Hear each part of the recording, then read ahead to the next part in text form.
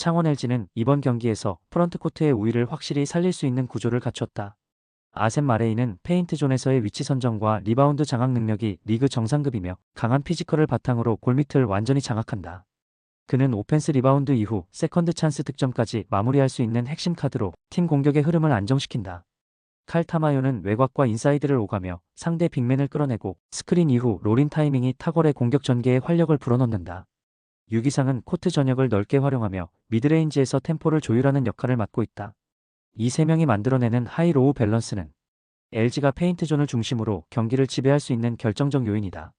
특히 홈 경기에서는 마레이의 리바운드 이후 빠른 전환과 외곽으로의 킥아웃 패스가 자연스럽게 이어지며 세컨드볼 확보와 높이 싸움에서 밀릴 이유가 없다. 수원 KT의 인사이드 전력을 완전히 잠식할 가능성이 높다. 수원 KT는 백코트 전력에서 분명한 강점을 지니고 있다. 김선영은 폭발적인 스피드와 페인트존 돌파 능력으로 경기 흐름을 흔들 수 있는 핵심 자원이다. 그러나 이번 경기에서는 프런트코트 높이 싸움에서 열세가 뚜렷해 공격 루트가 외곽 중심으로 제한될 가능성이 크다. 에릭 로메로는 패싱과 페이스 조절이 뛰어나지만 피지컬이 강한 빅맨을 상대로는 골밑 돌파 효율이 떨어진다. 아이제아 힉스는 미드레인지 슛 감각이 예리하지만 리바운드 싸움에서는 마레이에게 밀릴 수 있다. 결국 KT는 속공이 막히면 세트 오펜스에서 공간이 쉽게 닫히며 세컨드 찬스를 내주는 순간부터 주도권을 잃을 가능성이 높다. 이 경기는 리바운드와 높이 싸움이 경기 흐름을 좌우한다. 창원 LG는 마레이의 골밑 장악력과 타마요의 스크린 활용이 완벽히 맞물리며 인사이드에서 압도적인 퍼포먼스를 보일 것이다. 수원 KT는 백코트의 기동성은 우수하지만 프런트코트의 열세를 극복하기는 쉽지 않다. 후반으로 갈수록 리바운드 편차와 세컨드 찬스 득점의 차이가 벌어질 가능성이 크며 결국 골밑 싸움에서 완성도를 보일 창원 LG가 홈에서 승리를 가져갈 가능성이 높다. 샘 조세프 벨란겔은 단순한 볼 운반형 가드가 아니라 경기 전체의 흐름을 조율하는 사령관이다. 템포 조절과 패스 타이밍 계산이 뛰어나며 전환 속도와 볼 배급을 통해 팀 공격의 중심축 역할을 한다. 라거나는 여전히 페인트존에서 독보적인 존재감을 유지하며 강한 몸싸움과 뛰어난 위치 선정으로 세컨드 찬스를 만들어낸다. 망콩 마티앙은 수비 리바운드 후 빠르게 트랜지션을 시도하며 팀의 속도를 높인다. 대구는 높이와 템포의 밸런스를 동시에 갖춘 팀으로 라거나의 존재감이 상대 공격 루트를 자연스럽게 차단한다.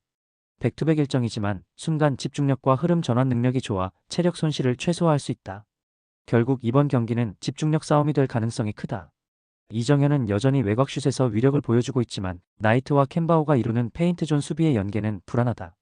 네이던 나이트는 높이는 있지만 중심이 가볍고 1대1 수비 시 파울 트러블에 자주 노출된다. 캔바오는 스크린 이후 전환 속도가 느리고 리바운드 박스아웃에서도 공간을 내주는 장면이 많다. 결국 고양 소노는 외곽 위주의 단조로운 공격 패턴으로 경기 리듬을 잃는 경향이 있다. 체력적으로는 상대보다 유리하지만 그 이점을 경기 내에서 제대로 살리지 못하고 있다. 특히 페인트존 수비가 흔들리는 순간 라거나의 포스트 득점이 폭발할 가능성이 높다. 이 경기는 체력보다는 리듬이 관건이다. 대구가스공사는 벨란겔의 조율력과 라거나의 골밑 존재감을 바탕으로 안정적인 경기 운영이 가능하다. 반면 고양 소노는 외곽 중심의 단조로운 전술로 경기 내 변화를 주기 어렵다. 백투백 일정 속에서도 대구는 인사이드 득점으로 경기 흐름을 주도할 가능성이 높으며 결국 리듬과 운영 측면에서 한 수 위의 완성도를 보여줄 것이다. 오늘 경기는 대구가스공사의 승리로 귀결될 가능성이 크다. 박지훈은 템포 조절과 순간적인 방향 전환이 뛰어나지만 연이은 경기로 인해 후반에는 드리블 리듬이 다소 무거워진다. 렌즈 아반도는 폭발적인 퍼스트 스텝과 점프력을 무기로 공간을 뚫지만 체력 저하 시 수비 로테이션 가담이 늦어지는 편이다.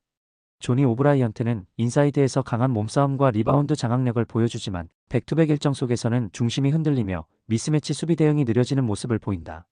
팀 전체적으로 초반에는 공격 루트가 명확하고 전방 압박도 살아있지만 3쿼터 이후 활동량이 줄며 세컨드볼 대응이 느려진다. 이로 인해 경기 막판 클러치 상황에서는 결정력이 급격히 떨어질 가능성이 있다. 한호빈은 넓은 시야로 하프코트 세트에서 동료를 살리는 볼 배급이 탁월하다. 저스틴 구탕은 피지컬 싸움에서도 밀리지 않으며 세컨드 찬스 득점에서 높은 효율을 보인다. 앤드류 니콜스는 미드레인지와 외곽 모두에서 안정적인 슈팅 밸런스를 자랑하며 수비 리바운드에서도 존재감이 뚜렷하다. 팀 전반적으로 체력적인 여유가 있어 경기 후반에도 스크린과 로테이션이 매끄럽게 이어진다.